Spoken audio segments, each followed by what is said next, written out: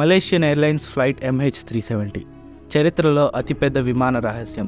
2014 మార్చి 8న ఈ flight Malaysia రాజధాని కులాలంపూర్ నుండి చైనా రాజధాని బీజింగ్కి వెళ్తుండగా మాయమైపోయింది. అప్పటి నుండి ఈ ఫ్లైట్ ఏమైందో ఎవరికీ తెలియదు.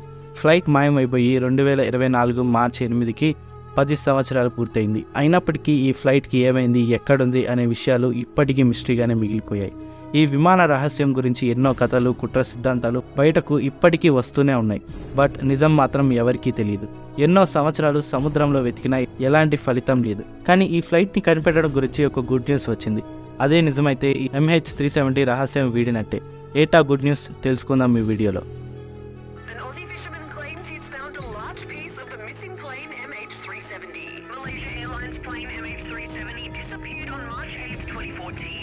Despite an extensive ocean search, the plane's final resting place has not been found. A decade-long search for MH370 this morning, with a fresh report now indicating its final resting place could be northwest of Perth.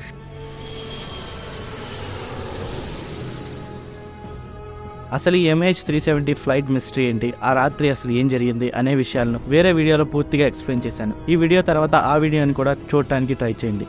ఇక స్టోరీలోకి వెళ్ళిపోదాం. 2014 మార్చి 8న ఈ flight civilian radar నుండి miss అయింది. అయినప్పటికీ ఈ ఫ్లైట్కి సంబంధించిన కొంత డేటా మిలిటరీ రేడార్లో రికార్డ్ అయింది. ఆ రాత్రి ఈ ఫ్లైట్ ఎటు వెళ్ళిందో మిలిటరీ రేడార్లో రికార్డ్ అయింది. ఈ డేటాని పరిశీలించిన తర్వాత అందరూ షాక్ అయ్యారు. ఈ ఫ్లైట్ మిలిటరీ రేడార్లో చివరిసారి కనిపించింది 2 గంటల 22 నిమిషాలకు. కానీ ఈ విమానం కనబడింది సౌత్ చైనా సీ మీద కాదు, మలేషియాలో కాదు, వియత్నాంలో కూడా కాదు, చైనాలో కూడా కాదు. ఈ ఫ్లైట్ చివరిసారి కనిపించింది ఇండియన్ ఓషన్లోని అండమాన్ నికోబార్ ఐలాండ్స్కి దగ్గరలో. ఇది అందరినీ తీవ్ర ఆశ్చర్యానికి గురిచేసింది. ఇండియన్ ఓషన్లో ఈ విమానం రేడార్లో చివరిసారిగా కనపడింది. ఈ న్యూస్ బయటికి వచ్చిన తర్వాత అందరికీ వచ్చిన అనుమానం ఫ్లైట్ హైజాక్ అయిందని. దీని గురించి ఎన్నో కథలు బయటికి వచ్చాయి, ఎన్నో కుట్ర సిద్ధాంతాలు బయటికి వచ్చాయి. వాటిలో ముఖ్యమైనవేంటో ఇప్పుడు చూద్దాం. ఈ సంఘటన గురించి అందరికీ వచ్చిన అనుమానం, ఎవరైనా తీవ్రవాదులు ఫ్లైట్ని హైజాక్ చేశారా? ఈ అనుమానం అందరిలో బలంగా వ్యాపించింది. దీంతో ఇన్వెస్టిగేటర్స్ ప్రయాణికులందరి గురించి ఇన్వెస్టిగేషన్ మొదలుపెట్టారు. ఈ ఇన్వెస్టిగేషన్లో 2 ప్రయాణికులను అనుమానించారు. వీరి పేర్లు పౌరియా నౌర్ మెహ్రాద్, అలాగే దిలావర్ సయ్యద్. వీరిద్దరిని అనుమానించడానికి కారణం, వీరిద్దరూ దొంగలించిన పాస్పోర్ట్స్తో ప్రయాణిస్తున్నారు. వీరిద్దరూ ఇరాన్కి చెందిన వ్యక్తులు. బట్ వీరి గురించి మరింత ఇన్వెస్టిగేషన్ చేస్తే ఎక్కడా తీవ్రవాదులతో సంబంధాలు కనపడలేదు. అలాగే వీరిద్దరూ చైనాకి పని కోసం వెళ్తున్నట్టు వారి కుటుంబాలు తెలిపాయి.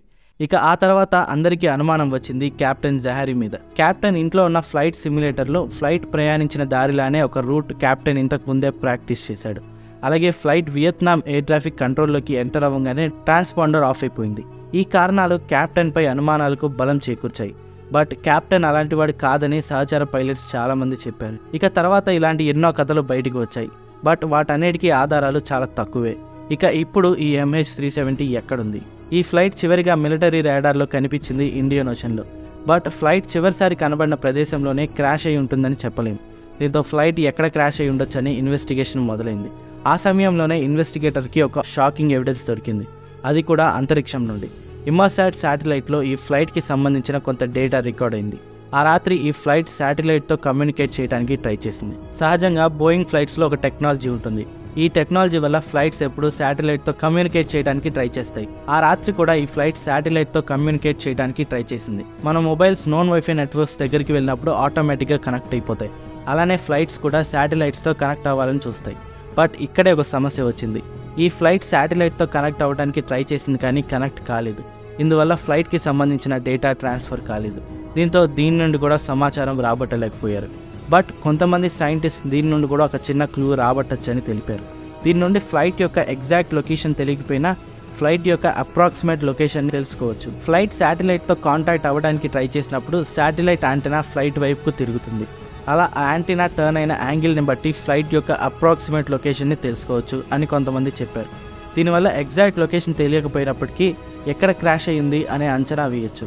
ఈ ఫ్లైట్ శాటిలైట్తో కమ్యూనికేట్ చేయడానికి 7 సార్లు ప్రయత్నించినట్లు శాటిలైట్లో రికార్డ్ అయింది.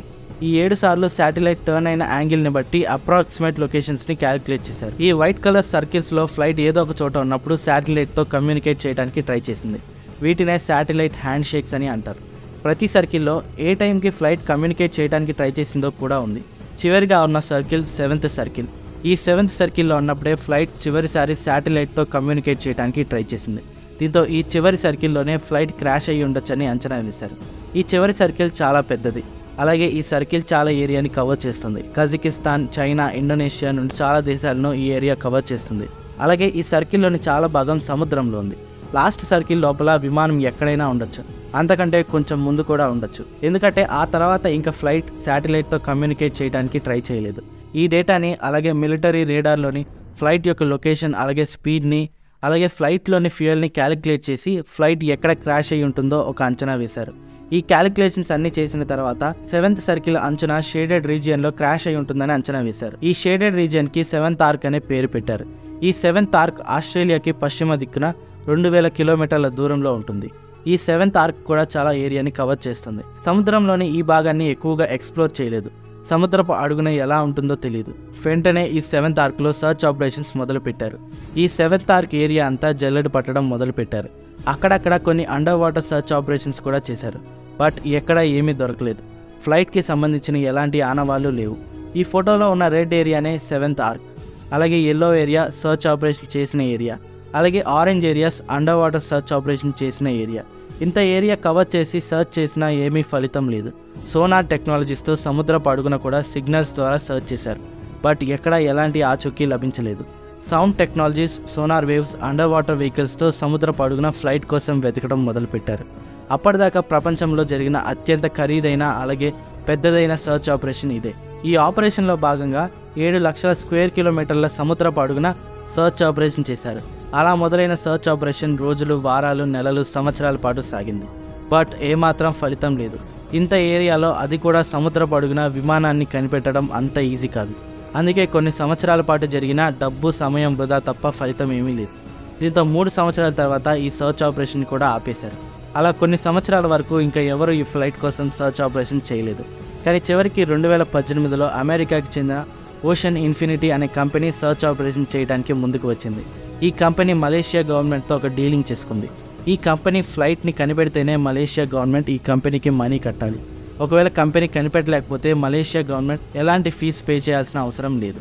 దీంతో మళ్ళీ సర్చ్ ఆపరేషన్ మొదలైంది. ఈ కంపెనీ అత్యాధునిక అండర్ వాటర్ వెహికల్స్ని సర్చ్ కోసం వాడింది. కొన్ని రోజుల పాటు ఈ అత్యాధునిక పరికరాలు గాలించినా ఫ్లైట్ని ఏమాత్రం కనిపెట్టలేకపోయారు. దీంతో ఈ ప్రయత్నం కూడా విఫలమైంది.